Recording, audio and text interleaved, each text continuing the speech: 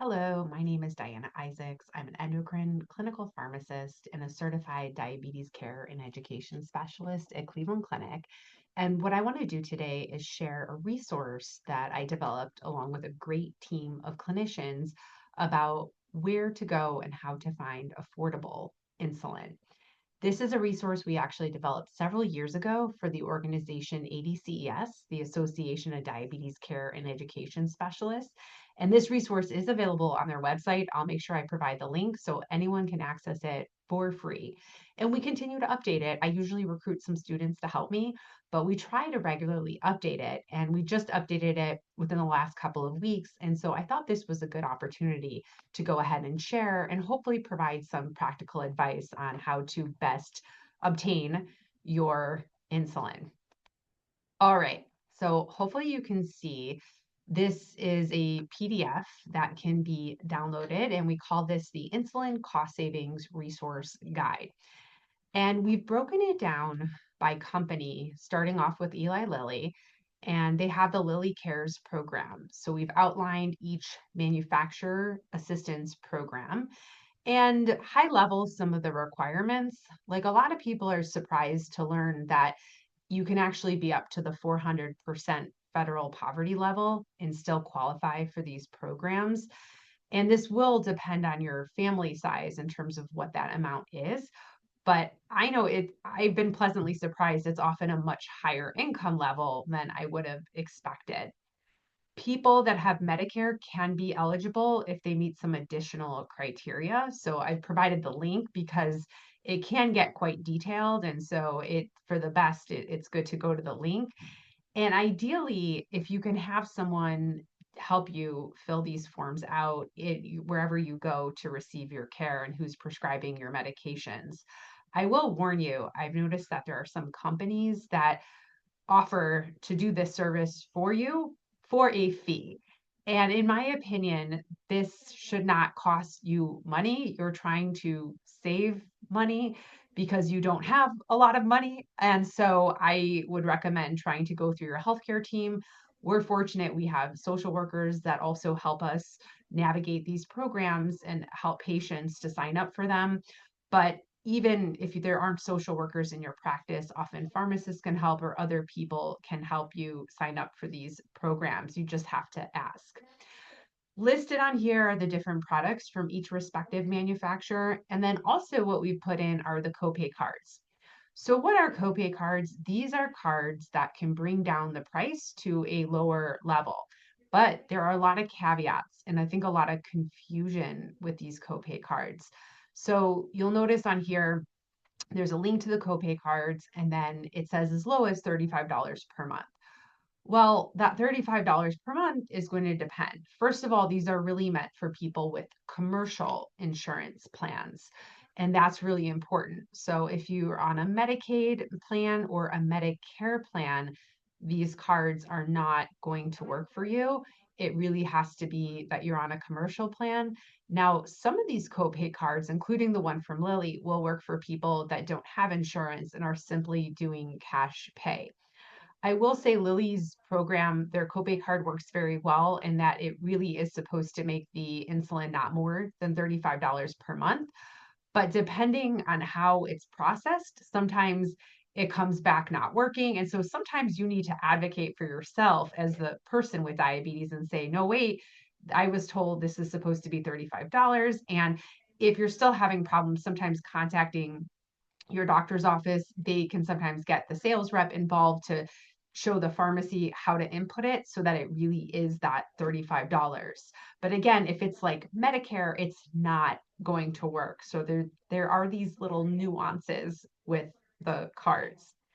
All right, next I want to talk about Novo, and I've again listed the Novo Nordisk Patient Assistance Program, and there's a link to it also all the way at the bottom, along with a lot of the different criteria, along with different products that are available. For example, I actually didn't realize until I was updating this that one of the products you can get from the Novo Nordisk Patient Assistance is actually Zegalogue, which is a glucagon, a ready-made liquid ready glucagon formulation. So I wasn't aware that Novo was now providing that, but I think that's great because anyone taking insulin should ideally also have access to glucagon. Now, their copay cards are also listed at $35 per month, but what you will notice is it says must be enrolled in a commercial plan. So that means cash paying won't work for this card. And also, the caveat with these cards is that there is some upper limit. And so, depending on the full cost of the insulin and how much your insurance plan may cover, you could end up needing to pay a lot more than $35. And we used to list all of the different situations and the maximum amount, but this is something that changes so frequently that it's really best to go to the site of the copay card and try to read the fine print or get someone to help you with that to better understand. But if it's not on your insurance formulary and it's a high cost, it could be that even though you have the copay card, there's going to be maybe a better way, or you may need to go with your insurance preferred type of insulin, which I know is frustrating for people because if you're doing well on one type of insulin, you don't want to have to switch. But we know that year to year, sometimes insurance plans want you to switch to a different type of insulin. Okay, and then our third major insulin manufacturer, Sanofi, again listed the patient assistance programs along with the corresponding copay cards. Again, it says $35 per month. We're seeing a common pattern in terms of the price. Similar situation in terms of you have to look at the fine print. It could cost you more than $35. And then this one is, again, this similar to Lilly, cash pay. You'd be eligible for this, but if you have government insurance, Medicaid or Medicare plan, you cannot use these different copay cards. And then also, we do have a fourth insulin manufacturer, Mankind, who produces inhaled insulin. And this actually can be a very great option. It is the fastest acting insulin of all the insulins. It is faster than injectable insulin. They have a copay card where it can be as little as $35 per month if you're in a commercial plan, but also they have this direct purchase program where it's as little as $4 per day, depending on your dose. So if someone's insurance is not covering it, then that person can be eligible for this direct purchase program, which they save quite a bit of money because the full cost of this can be over $1,000 a month. So that can be a great cost savings if someone's insurance did not cover this. I find with Afrezza, with the inhaled insulin, many insurance plans, you have to submit a prior authorization and just kind of show why are you trying to go to this insulin as opposed to your injected insulin. And usually you can say, well, you want to have a faster insulin, and there can be a lower risk of hypoglycemia with that faster in, faster out type of insulin. All right. And then there also is Myelin produces a insulin, as we call it, a follow-on biologic. It's called Semglee. So it's another version of insulin glargine. And there is a copay card where it can be as low as $0. This form, because it's a follow-on biologic, tends to be a little bit lower cost, and it can be directly substituted because it is considered to be what's called interchangeable. So the pharmacist could substitute it if you were prescribed Lantus, for example. However, due to the dynamics with costs of medications, and then you've got the middlemen, the PBMs, sometimes it's not necessarily cheaper, even though you would think, oh, this would always be cheaper. Why don't we always get Semglee instead of Lantus? It doesn't always work out that way, but just know that this is an option. And if you truly were paying just cash price, going with a Semglee would be cheaper than a Lantus. Although to throw a totally another wrench in there, there happens to also be generic Lantus insulin glargine that is made by Sanofi. So sometimes that could be cheaper and that could be substituted. Sorry to not make that totally confusing. But since I went down that path, I'm just going to continue that a little longer about generic insulin. So because this is considered a biologic, it's a large molecule, it's difficult to have true generics because of the whole manufacturing process. That's why you have these terms called follow-on biologic or biosimilar. So what's the deal? Why is there a true generic? When there is a true generic, it is because the company that creates the original product, like in the case of Sanofi creating Lantus, they literally create the same exact product. They just don't put the word Lantus on there. And then they typically will sell that at a lower price, often like half of the cash pay price. But again, because of the weird dynamics with PBMs and all the things that happen in the background with negotiating prices and rebates, the generic is not always the lower price. And sometimes your insurance will actually prefer the brand name. So just to give you a heads up, but there truly is a generic Lantus, there's a generic Novolog, and a generic Humalog, just so you're aware of that. Okay, so moving on along, I've now shared the different copay options, but the next thing I want to share is there are a few free trials. Now, the limitations to the free trials is that usually it's like once in the life of the device. It's not a device, but it's like once in your life can you get this free trial. So if you've never gotten it before, that's great. That's something that could really hold you over in a bind. And we have that for the Sanofi insulins for 2JO, Apidra, and Soliqua, which is actually a combination product with insulin glargine and a GLP-1 called lixisenatide. You can get a 1-day, 30-day supply of those. You still need a prescription for it. And Semglee also has where you can get a free trial of 5 pens or 2 vials at these respective websites. So certainly in an emergency situation, don't have money for your insulin, these can hold you over. But if you've used it before, then you won't be able to use it again. Now, there's also some other manufacturer specific programs that I think are wonderful that manufacturers have stepped in and said this whole insulin affordability is really an issue. What can we do to make sure people have access to it? And so with Lilly, they have the Lilly Diabetes Solution Center at this respective website. And what they say is that if anyone is cash paying or they have commercial insurance, it truly should not be more than $35 a month. So this is a great option to call. I put the phone number on here or go to the website, chat with them, and find out if it's not working, if that copay card's not working, what can you do to make sure it is not more than $35 a month? The caveat to this is if you're a person with type 1 diabetes and you're taking 2 insulins, a long acting and a rapid acting, you will be paying $70 per month. So do keep that in mind. Sanofi has a similar type of program called the Insulin Value Program. And they say also it should not be more than $35 per month. This is specifically for people that are cash paying. So this will not work for commercial insurance or Medicare or Medicaid. And then Novo Nordisk has a couple of programs. Actually, they have this My $99 insulin program where all Novo Nordisk insulins should be not more than $99 with a prescription. And this is something that is supposed to work with all of the different insurance plans. And also, they have a one-time immediate supply. This started during COVID, and I believe it's still being continued, where you can get a free short-term supply of Novo Nordisk insulin for up to 3 months. Usually, you can get up to 3 vials or 2 packs of pens. And then the idea is you'll come up with a more permanent solution, whether that's applying for patient assistance programs or finding a clinic in your area that offers low cost or free insulin.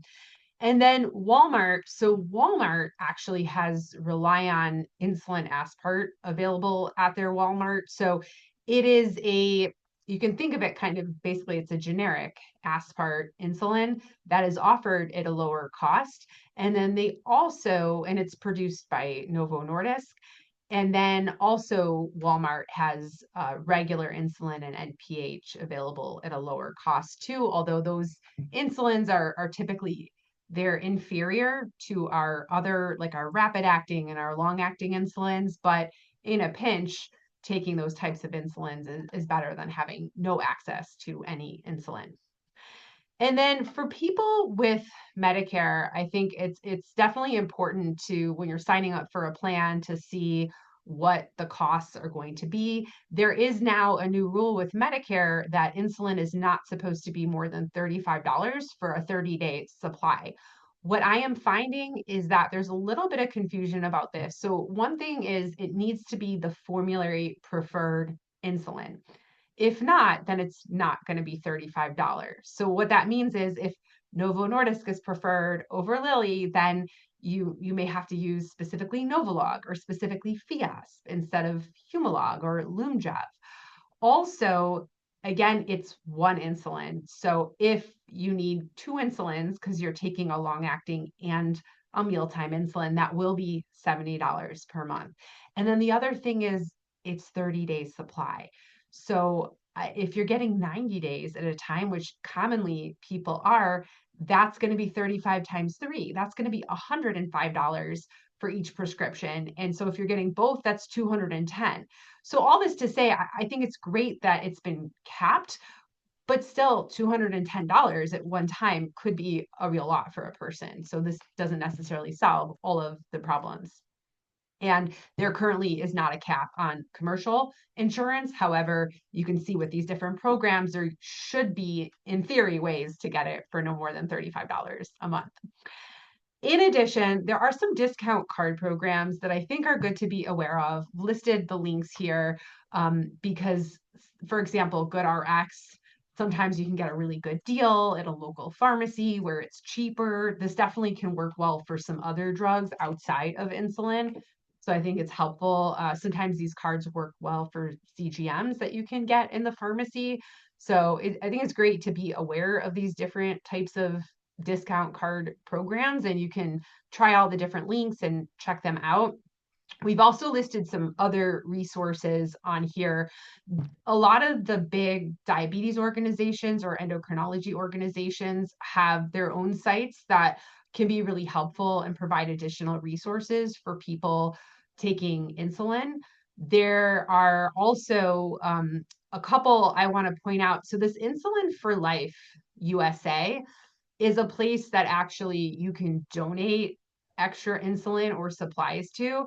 I get that question a lot from people of, well, I switched insulin or now I'm on a pump. I don't need my long acting insulin. And what can I do with this? Where can I donate it? And there's a lot of rules around that because insulin is supposed to be stored in the refrigerator. And if you don't know how it's stored, different organizations may not be allowed to take it. But this happens to be one that can take it and I think sends it abroad. So that way you can make good use of your extra supplies. The Walmart, so coming back to that, I just wanted to highlight, so if you do go with these older versions of insulin like Novolin N or Novolin R or even the premix 70/30, you can get those for $25 a vial or $44 for a pack of 5 pens. So that can be a great way to kind of hold yourself over. These types of insulin can actually be bought over the counter. So if you're really in a bind and you're like, it's the weekend and you're out of town and you can't get a hold of your doctor's office, but there's a Walmart nearby, then at least you may be able to get some insulin without having to go to the emergency room or something.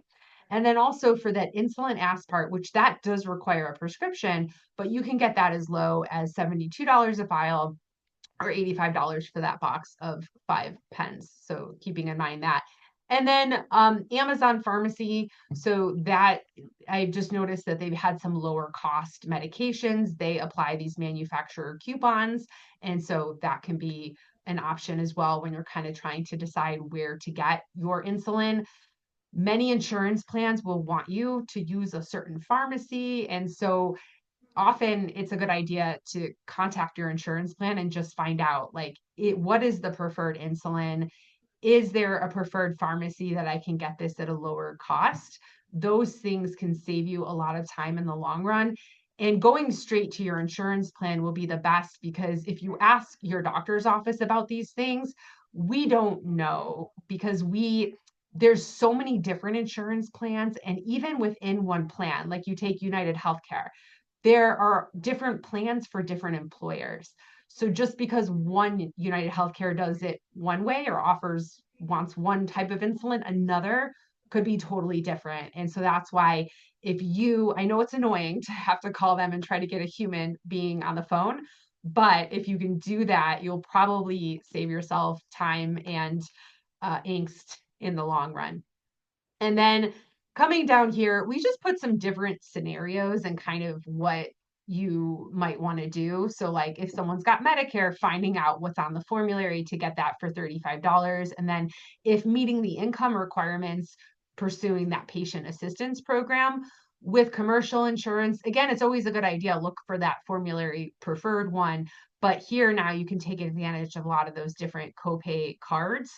And in a bind, you've always got those like the Walmart insulins or the lower cost, the generic insulin options. With Medicaid, so if you go with their preferred insulin, then it should be essentially a no cost. But usually you have to go through a prior authorization process and show the need for it. And you may have to switch insulins unless there's really a need to be on the specific insulin that is prescribed. So, for example, the Beta Bionics iLet insulin pump, you can actually put cartridges in that, but the only cartridges available are Fiasp cartridges. And so, even if a person's preferred insulin is Lilly, we may try to really get those Fiasp cartridges because we know that can really make it a lot easier to change out the pump, and that can really lead to better outcomes for a lot of our patients. All right. And then with no insurance, there are still programs as well. So I would say if no insurance, trying to see about finding an employer that can offer insurance nearby, or if able to get onto Medicaid, those are going to be great long-term solutions, especially for the rest of healthcare. But there are several of those programs where people could take advantage of those $35 copay cards. Lilly, Sanofi, and Novo Nordisk all have different respective programs. Also, going to a pharmacy that has 340B status, where they may offer free or very low cost insulin and other medications. So that is a wrap on that. I hope that was helpful. Also, if there's anything I mentioned or anything new that you discover or something I said that was not right, or a new program that you know of, please let me know. You can email me directly. I can update this resource at any time. I just want to make sure it's got the latest and greatest information so people can get their medications when they need them. And thank you so much for listening.